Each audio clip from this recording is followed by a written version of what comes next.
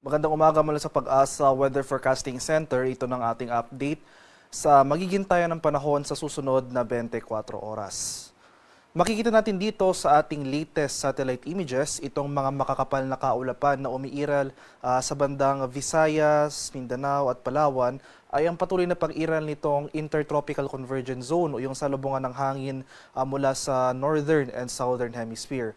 Itong ITCZ magdudulot ng mga pag-ulan ngayong araw sa malaking bahagi ng Visayas, Mindanao, pati na rin dito sa ilang areas ng Southern Luzon. Samantala, ito namang amihan ay umiiral sa area ng Northern Luzon, kaya makaranas tayo ng partly cloudy to cloudy skies sa Metro Manila at lalabing bahagi ng ating bansa. At para naman sa magiging lagay ng ating panahon ngayong araw dito sa Luzon, dahil sa epekto ng ITCZ, asahan natin itong mga kalat-kalat na pag-ulan, pagkulog at pagkidlat. Sasamahan yan ng sustained na kaulapan throughout the day sa area ng Mimaropa at Bicol region.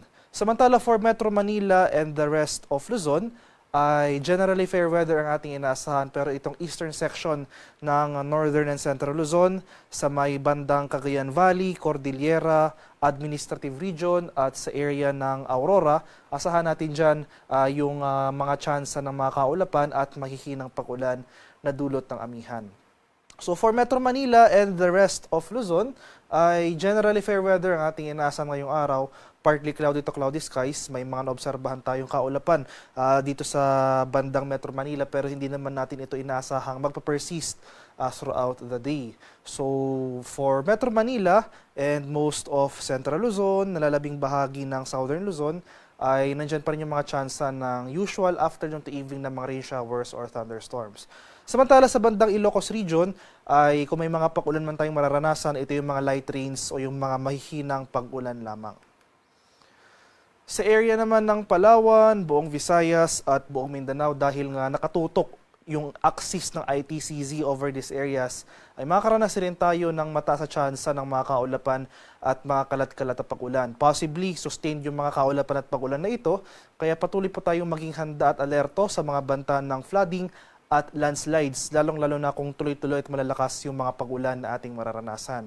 Patuloy tayong umantabay ng mga localized advisories sa ating mga lokalidad na ini-issue ng ating Pag-asa Regional Services Divisions. Ito yung mga rainfall advisories or heavy rainfall warnings. Sa kalagayan naman nating karagatan, kaninang alas 5 ng umaga nag-issue na tayo ng final na gale warning. So as of 5 AM, wala na tayong gale warning na nakataas. Pero iba yung pag-iingat pa rin sa ating mga kababayan na maglalayag sa seaboards ng Northern Luzon dahil posible tayong makaranas dyan ng katamtaman hanggang sa maalong karagatan. At para naman sa ating 4-day weather outlook, so ito yung ating inaasahang panahon sa mga sunod na araw. So sa kasalukuyan, wala pa naman tayong minomonitor na low pressure area o namang sama ng panahon within the Philippine Area of Responsibility. Sa loob ng PAR, maski sa labas ng PAR, wala pa tayong minomonitor na low pressure area. So nananatiling maliit yung tsansa na magkaroon tayo ng bagyo within the PAR within the next 3 to 5 days. At para sa magiging lagay ng ating panahon from Sunday bukas hanggang Monday, magpapatuloy yung mga pag-ulan na dulot ng ITCZ sa may Visayas, Mindanao at sa Palawan. So, mababawasan na yung mga pag-ulan dito sa area ng Quezon, Bicol Region, itong inland areas ng Mimaropa. So, inaasahan natin sa mga sunod na araw ay unti-unti nang bababa yung axis nitong Intertropical Convergence Zone. So, generally improving weather conditions pagsapit ng Tuesday to Wednesday sa mga nabanggit na lugar. So, at least, magpapatuloy pa rin yung scattered rains at thunderstorms from Visayas, Mindanao at Palawan from Sunday to Monday. Pero sa Tuesday at Wednesday, ay mawawala na yung mga pag-ulan na ito or at the very least, mababawasan na. Hindi na gaano kasustain yung mga pag-ulan na dulot ng ITCZ. Pero may inaasahan tayong pagbugso nitong northeast monsoon o yung malamig na hanging amihan. So inaasahan natin malaking bahagi ng Luzon mararanasan yung epekto ng amihan. So kaakibat nito possibly yung pagbaba ng ating thunderstorm frequency or occurrence, especially sa hapon o sa gabi. Pero kaakibat nga ng paglakas nitong northeast monsoon ay inaasahan na rin natin yung pag-iral o yung muling pag-iral ng ating shoreline o yung salubungan ng mainit at malamig na hangin na siyang iiral dito sa eastern section ng Luzon.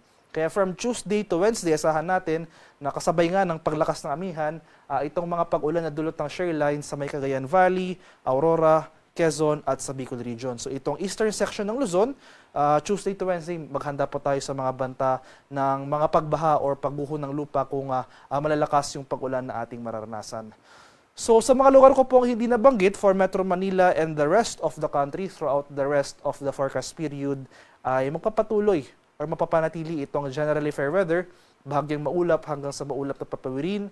Nandiyan pa rin yung mga tsansa ng mga usual afternoon to evening na mga rain showers or thunderstorms.